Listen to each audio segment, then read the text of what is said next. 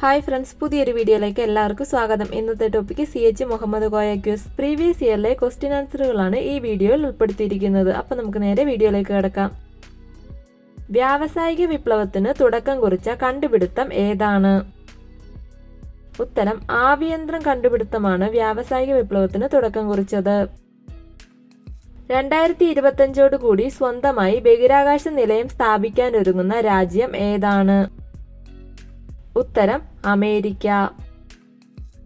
ഇന്ത്യയുടെ പുതിയ പാർലമെന്റ് മന്ദിരത്തിൽ ആദ്യ പാർലമെന്റ് സമ്മേളനം നടന്ന ദിവസം ഏതാണ്? ഉത്തരം 2023 സെപ്റ്റംബർ 19. എനിക്ക് ശേഷം പ്രളയം എന്നു പറഞ്ഞ പ്രശസ്ത വ്യക്തി ആരാണ്? ഉത്തരം ലൂയി 15ന്റെ വാക്കുകളാണ് എനിക്ക് ശേഷം പ്രളയം എന്നത്. ഇന്ത്യയിൽ 2000 രൂപയുടെ കറൻസി റിസർവ് ബാങ്ക് പിൻവലിച്ചത് എന്നാണ്? ഉത്തരം 2023 മെയ് 19 2000 രൂപയുടെ കറൻസി RBI പിൻവലിച്ചത്. ഇന്ത്യയുടെ പുതിയ പാർലമെന്റ് മന്ദിരം രൂപകൽപ്പന ചെയ്തത് ആരാണ്? ഉത്തരം ബിമൽ പട്ടേലാണ് ഇന്ത്യയുടെ പുതിയ പാർലമെന്റ് മന്ദിരം രൂപകൽപ്പന ചെയ്തത്. CH മുഹമ്മദ് കോയയുടെ തൂലികാ നാമം എന്താണ്? ഉത്തരം MK അത്തോളിയാണ് CH മുഹമ്മദ് കോയയുടെ തൂലികാ നാമം. ലോക കൊതുകു ദിനം എന്നാണ്? ഉത്തരം ആഗസ്റ്റ് 20 ലോക കൊതുകു ദിനം. ഇലക്ഷനിൽ ആദ്യമായി നോട്ട് ഉപയോഗിച്ചത് എവിടെയാണ്? ഉത്തരം ന്യൂഡൽഹിയിലാണ് ഇലക്ഷനിൽ ആദ്യമായി നോട്ട് ഉപയോഗിച്ചത്. ആരുടെ രാജിയെ തുടർന്നാണ് CH മുഹമ്മദ് കോയ മുഖ്യമന്ത്രിയായി തെരഞ്ഞെടുക്കപ്പെട്ടത്? ഉത്തരം PK വാസുദേവൻ നായരുടെ രാജിയെ തുടർന്ന്. അന്നനാളത്തിലൂടെ ആഹാരത്തിന്റെ തരംഗരൂപത്തിലുള്ള ചലനത്തിന് പറയുന്നത് എന്താണ്? ഉത്തരം പെരിസ്റ്റാൾസിസ് എന്നാണ് ആ പ്രക്രിയയുടെ പേര്. കിരൺ, അർക്ക, അനാമിക ഇവ ഏത് വിളയുടെ സങ്കര ഇനങ്ങളാണ്? ഉത്തരം വെണ്ടയ്ക്കയുടെ സങ്കര ഇനങ്ങളാണ് കിരൺ, അർക്ക, അനാമിക.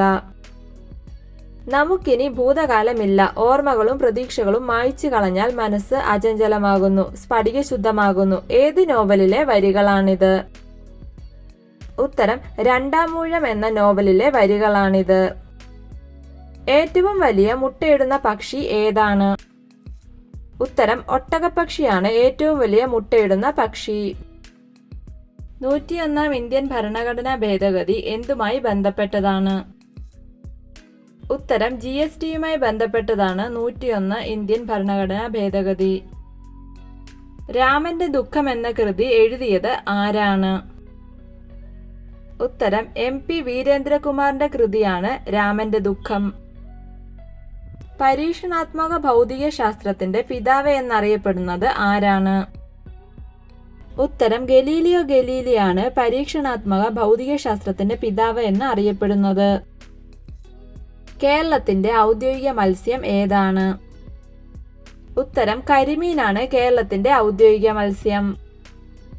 കേരളത്തിൽ മുഖ്യമന്ത്രിയായതിനു ശേഷം സംസ്ഥാന മന്ത്രിയായ ഏക വ്യക്തി ആരാണ്? ഉത്തരം CH മുഹമ്മദ് കോയയാണ് കേരളത്തിൽ മുഖ്യമന്ത്രിയായതിനു ശേഷം സംസ്ഥാന മന്ത്രിയായ ഏക വ്യക്തി. ലോക പൈതൃകമായി യുനെസ്കോ അംഗീകരിച്ച ആദ്യത്തെ ഭാരതീയ നൃത്തരൂപം ഏതാണ്? ഉത്തരം കൂടിയാട്ടമാണ് യുനെസ്കോ അംഗീകരിച്ച ആദ്യ ഭാരതീയ നൃത്തരൂപം. മണ്ണെണ്ണയിൽ സൂക്ഷിക്കുന്ന ലോഹം ഏതാണ്? ഉത്തരം സോഡിയമാണ് മണ്ണെണ്ണയിൽ സൂക്ഷിക്കുന്ന ലോഹം. പ്രകൃതിയിലെ വിഘാടകർ എന്നറിയപ്പെടുന്നത് എന്താണ്? ഉത്തരം ബാക്ടീരിയയാണ് പ്രകൃതിയിലെ വിഘാടകർ എന്ന് അറിയപ്പെടുന്നത്. ആമസോണിന്റെ സ്ഥാപക CEO ആരാണ്? ഉത്തരം ജെഫ് ബേസോസ് ആണ് ആമസോണിന്റെ സ്ഥാപക CEO. ഇന്നലെ വരെ ഇന്ത്യയുടെ കുറ്റങ്ങൾക്കും കുറവുകൾക്കും നമുക്ക് പഴി പറയാൻ ബ്രിട്ടീഷുകാർ ഉണ്ടായിരുന്നു. ഇന്നു മുതൽ നമ്മുടെ കുറ്റങ്ങൾക്കും കുറവുകൾക്കും നാം നമ്മെ തന്നെയാണ് പഴി പറയേണ്ടത്. ആരുടെ വാക്കുകളാണിത്? ഉത്തരം BR അംബേദ്കറിന്റെ വാക്കുകളാണിത്. 2023 സെപ്റ്റംബറിൽ കേരളത്തിലെ ഏത് ജില്ലയിലാണ് നിപ്പ വൈറസ് റിപ്പോർട്ട് ചെയ്തത്? ഉത്തരം കോഴിക്കോട് ജില്ലയിലാണ് 2023 സെപ്റ്റംബറിൽ നിപ്പ റിപ്പോർട്ട് ചെയ്തത്. CH മുഹമ്മദ് കോയയുടെ മകന്റെ പേരെന്താണ്? പിതാവിനെ പോലെ രാഷ്ട്രീയ രംഗത്ത് പ്രശസ്തനാണ് ഇദ്ദേഹം. ഉത്തരം രാഷ്ട്രീയ രംഗത്ത് പ്രശസ്തനായ CH മുഹമ്മദ് കോയയുടെ മകന്റെ പേരാണ് ഡോക്ടർ MK മുനീർ. ഞാൻ കണ്ട മലേഷ്യ എന്ന പുസ്തകത്തിന്റെ രചയിതാവ് ആരാണ്? ഉത്തരം CH മുഹമ്മദ് കോയയുടെ കൃതിയാണ് ഞാൻ കണ്ട മലേഷ്യ.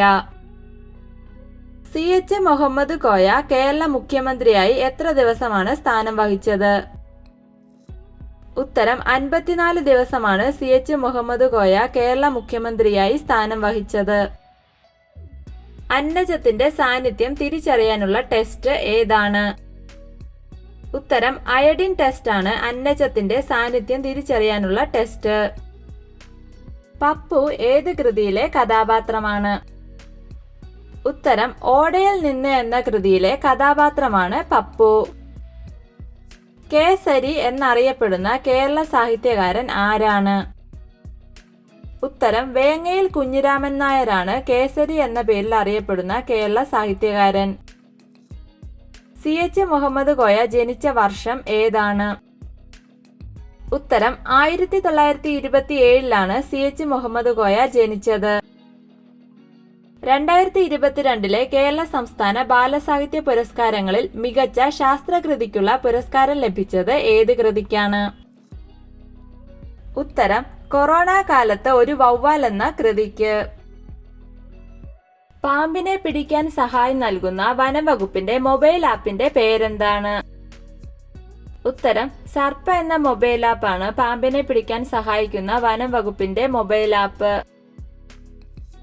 ആത്മകഥയ്ക്കൊരാമുഖം ആരുടെ കൃതിയാണ്? ഉത്തരം ലളിതാംബിക അന്തർജനത്തിന്റെ കൃതിയാണ് ആത്മകഥയ്ക്കൊരു ആമുഖം. CH മുഹമ്മദ് കോയ ആദ്യമായി നിയമസഭയിലെത്തിയത് ഏത് മണ്ഡലത്തിൽ നിന്നാണ്? ഉത്തരം താനൂർ മണ്ഡലത്തിൽ നിന്നാണ് CH മുഹമ്മദ് കോയ ആദ്യമായി കേരള നിയമസഭയിൽ എത്തിയത്. കൊറോണ കാലത്ത് ഒരു വവ്വാൽ എന്ന കൃതിയുടെ രചയിതാവ് ആരാണ്? ഉത്തരം മുഹമ്മദ് ജാഫർ പാലോടിന്റെ കൃതിയാണ് കൊറോണ കാലത്ത് ഒരു വവ്വാൽ. പഠനത്തിനിടയിൽ സമ്പാദ്യമുണ്ടാക്കാനായി വിദ്യാർത്ഥികൾക്ക് വേണ്ടി കേരള ഗവൺമെന്റ് ആവിഷ്കരിച്ച പദ്ധതി ഏതാണ്? ഉത്തരം കർമ്മചാരി എന്ന പദ്ധതി. ലോക ക്ഷീരദിനം എന്നാണ്? ഉത്തരം ജൂൺ 1 ലോക ക്ഷീരദിനമായി ആചരിക്കുന്നത്. മലബാർ സിമന്റ് ഫാക്ടറിയുടെ ആസ്ഥാനം എവിടെയാണ്? ഉത്തരം വാളയാറിലാണ് മലബാർ സിമന്റ് ഫാക്ടറിയുടെ ആസ്ഥാനം. വീഡിയോ ഇഷ്ടമായ ലൈക്ക് ചെയ്യൂ. നിങ്ങളുടെ അഭിപ്രായങ്ങളും നിർദ്ദേശങ്ങളും കമന്റായി രേഖപ്പെടുത്തൂ. കൂടുതൽ വീഡിയോകൾക്കായി ചാനൽ സബ്സ്ക്രൈബ് ചെയ്യൂ. Thank you for watching my videos.